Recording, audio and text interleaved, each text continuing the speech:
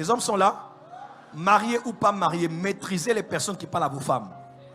Ah oui, ah oui. Maîtrisez les prédicateurs qui écoutent vos femmes.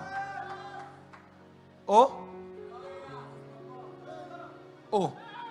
Bilga, c'est ça, non? Oui. Ta femme ne peut pas écouter n'importe qui. Elle écoute un prédicateur qui n'est pas dans le même registre que toi. Et tel la télé bloque. Il y a des choses qu'on négocie dans les foyers, des choses qu'on ne négocie pas. On s'impose. Que les hommes disent Amen. Que les hommes disent Amen. Oh, un frère a dit, oh, prophète, moi, je vais quitter l'église parce que ma femme ne croit pas en vous. Oh, bololé, mobali, zololoboé. Talanga, mobali. Pour ça, la zipola, on ambata. Oh, ma femme ne croit pas. Je crois que, oh, daddy, priez. J'ai dit, mais ça, c'est un homme ou une femmelette. C'est toi l'homme, c'est toi qui porte la culotte. Il y a les femmes.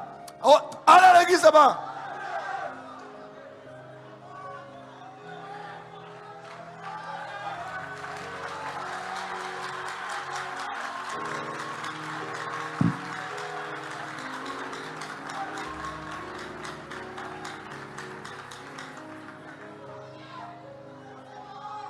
Bomba. Toloba. C'est ça, boy. Oh, ben la zolo, boy.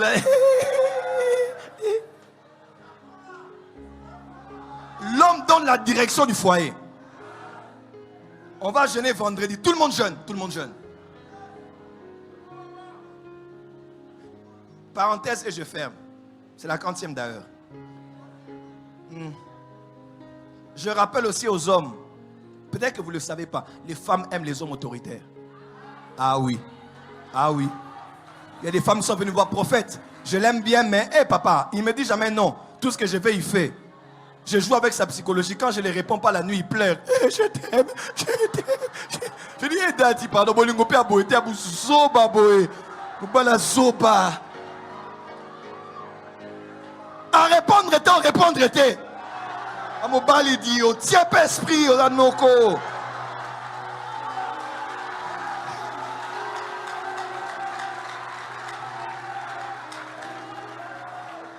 Il a l'estomac. Tu commences à mal à l'estomac. Elle m'a laissé un vue. Non, dit. Et il y a beau peser en haut, dit. Esprit konzo, peser. Dieu n'a pas créé l'homme pour la femme. Il a créé la femme pour l'homme. Ah oui. Ce n'est pas l'homme. La Bible déclare, ce n'est pas l'homme qui a été créé pour la femme, c'est la femme qui a été créée pour l'homme. Non, toi, tu vis comme si je vais mourir pour toi. Mourir pour moi.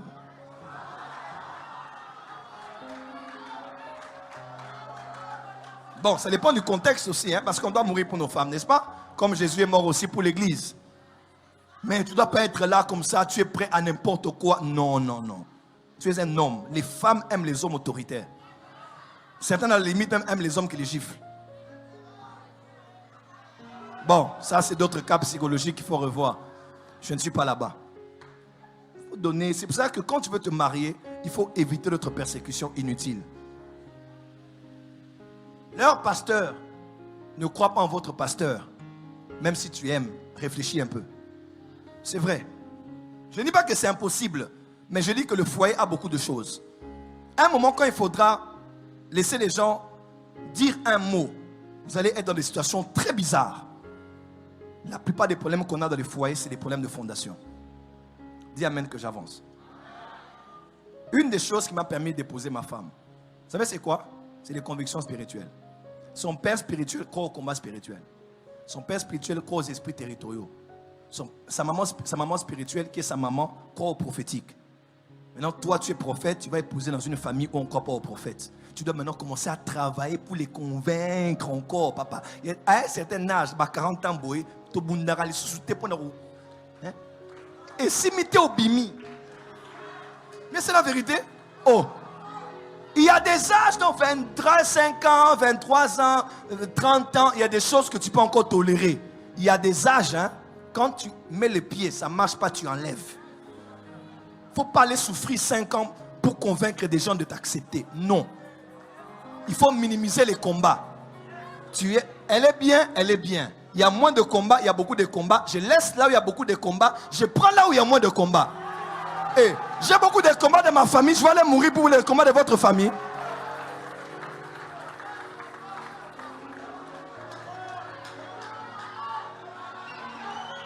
Oh, le bas. Dis à tes voisins, retour aux fondamentaux. Non, mais c'est la vérité. À moins que tu acceptes de te battre les combats.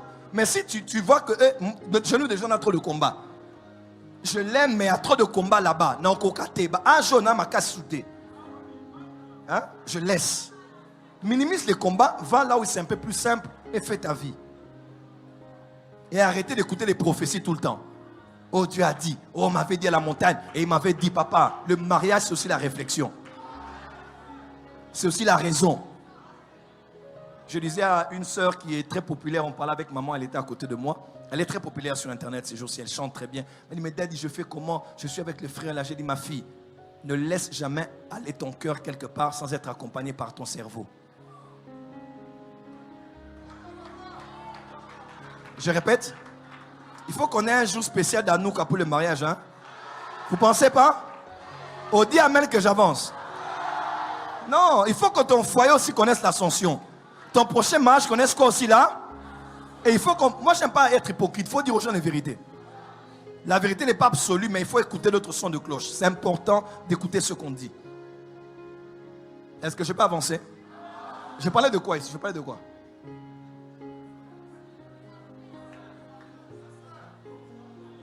Quand ton cœur aime, ne laisse jamais ton cœur aller quelque part sans être accompagné par ton cerveau. Et ne va pas là-bas juste par amour. Parce que l'amour rend aveugle, mais le mariage rend la vue.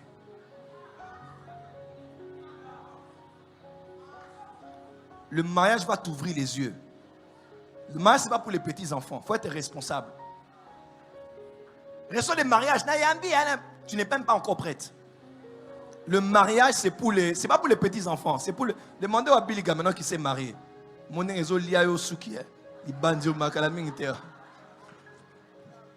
C'est juste pour rire.